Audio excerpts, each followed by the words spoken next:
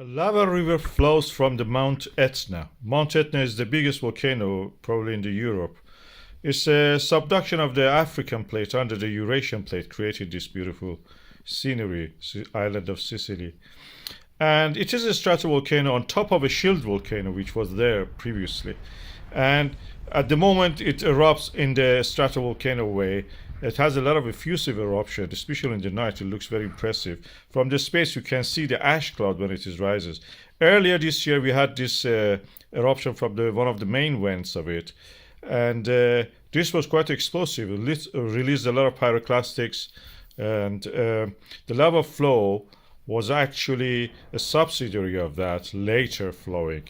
And this is now the predominant phase of the eruption from the Etna. We don't have that explosive one, just we have a vent on the side, parasitic vent, erupting lava, gently flowing toward the lower ground and also moving toward the sea, Mediterranean Sea.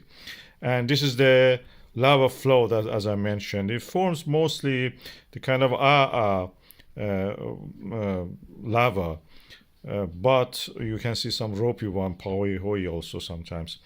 It has a lot of sulfur around when it erupts. This is a main form of eruption is through those flows and also through these lava tubes, as you can see.